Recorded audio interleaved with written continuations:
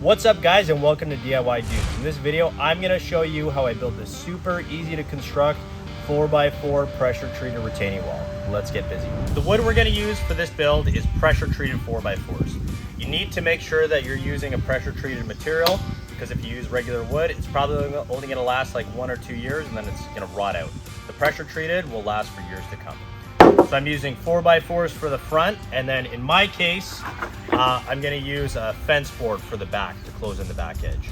If your wall is butting up to a house or something, you might not need that. You might just need the pressure treated 4x4s for the front, but I'll let you be the judge. The tools you need for this build are pretty basic. You need a saw to cut the wood. I'm using a miter saw.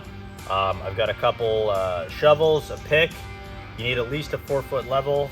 I'm using a tape measure, a drill to drill a few holes for my 10-inch spikes that I'm going to use to secure the wood in place. This is the spot where I want to put my retaining wall for this garden bed. I want to install it exactly 2 feet off of this fence.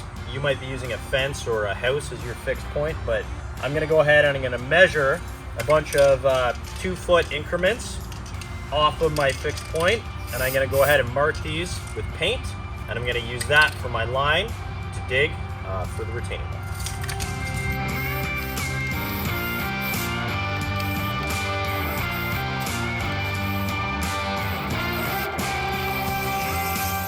All right, so now that I got my line, I'm going to go ahead and start digging.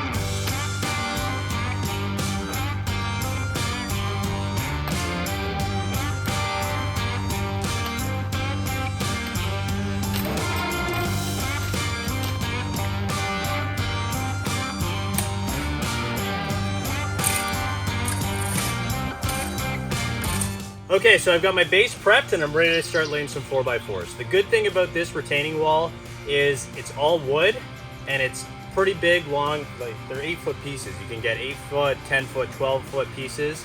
They have a good ability to span the length of the entire area and not settle. And not a lot of base prep is required.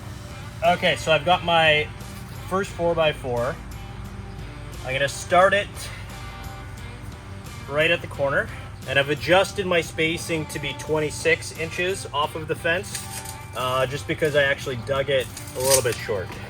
So I'm just gonna compensate for that by moving the wall out a bit rather than going back and redigging it all. I've got my 10-inch spike. I wanna fix the first corner. I've got a 1/2-inch spade drill bit, because if you were planning on driving this 10-inch spike through this 4x4 piece of lumber, well, good luck.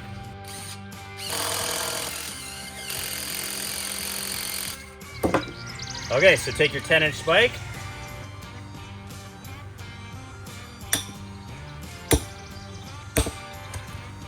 There you go, your first corner set.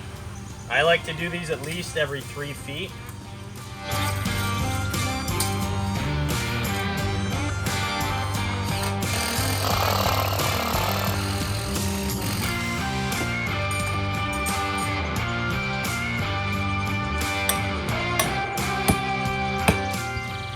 Once you get your first piece in, you're gonna check, see how level it is. And at this point you can adjust and shim as needed. And for the second one, just again, repeat the same process. Check the spacing off of your fixed point, adjust it as needed. 10-inch spike at the end, and then 3 feet off of those points.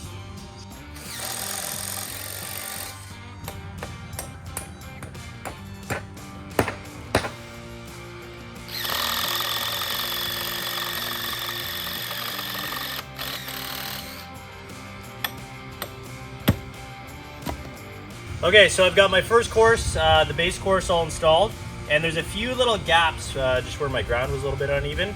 I'm gonna go ahead and just tuck some materials in behind to try and fill that void with some quality stone. So I'm using some screening materials that should tighten everything up and make this thing solid for years to come.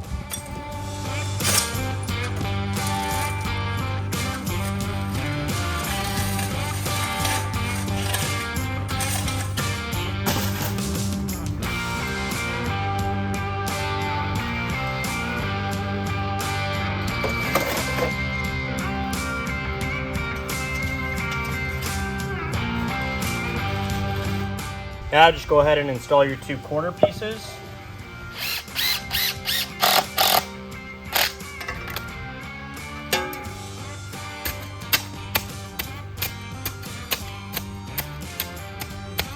I'm just packing some material underneath the 4x4. And we'll go ahead and install our spike.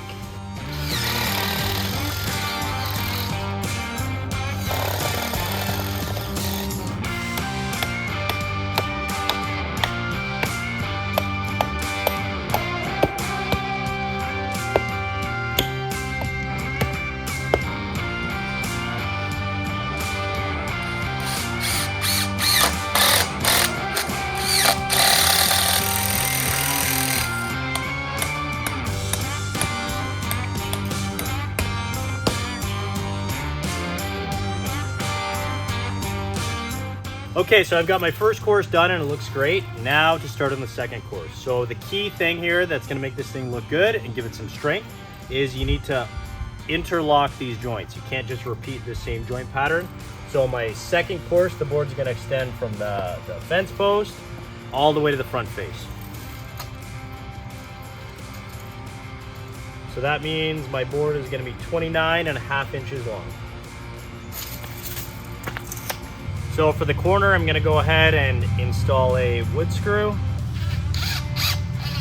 just to pin this board in place.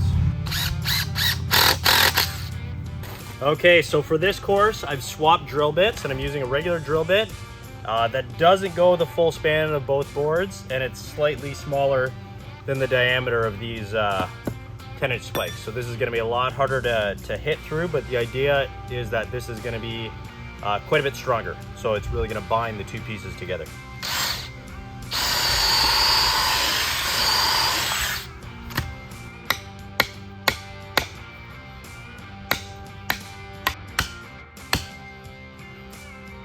Perfect, so you definitely need a sledgehammer for that. That's a tight fit.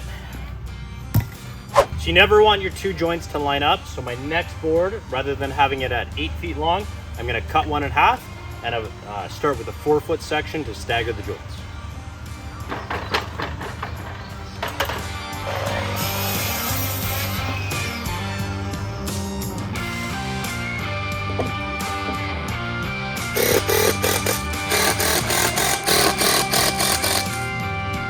And now go ahead and drill and install the 10-inch spikes.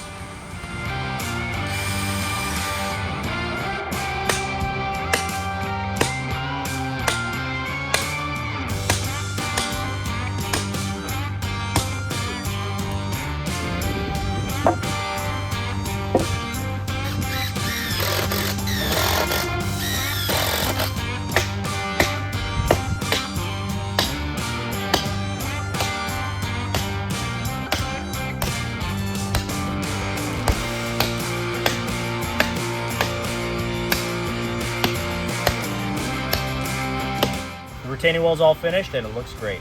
Hopefully you guys learned a thing or two. If you have any questions, please leave them in the comments below. Remember to like, subscribe, and share for more great content. See you next time.